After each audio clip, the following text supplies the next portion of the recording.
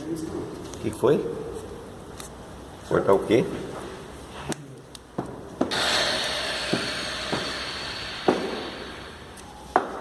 Ó, o esquema para ligar o capacitor aí do exaustor aí. É. Vai, seu Jorge. Pega fogo é que saiu na fita.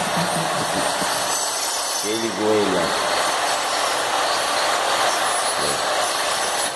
Só falta não ligar nada, pegar fogo.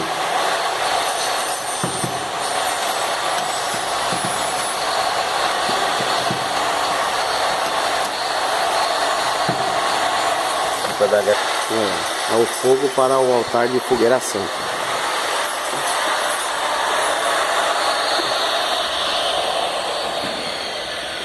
E ele olha mesmo. Aqui não pode ligar os dois, agora tem que esperar um.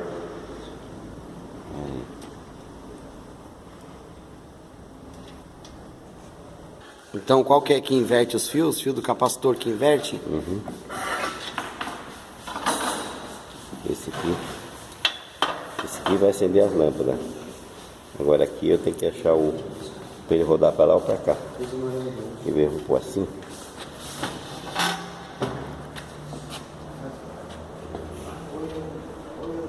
Prontinho. Deixa eu ligar lá, né?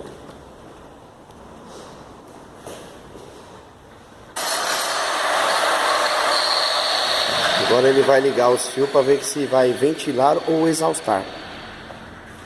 Nossa, a luz é forte. Vai, peraí.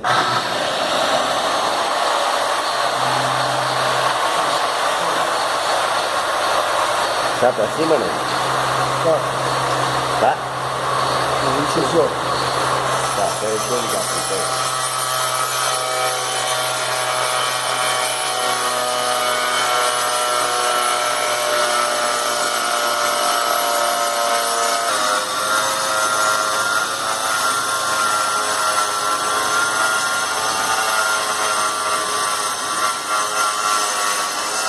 Aí, ó. Ele joga o Fogo da fogueira santa, amarrou.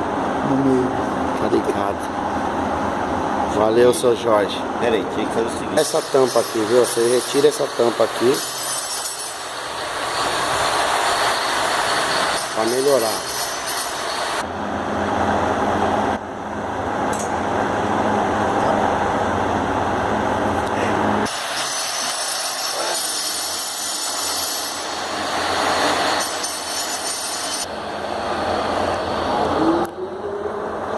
Pô, agora sim aí, ó. Tá aí, ó.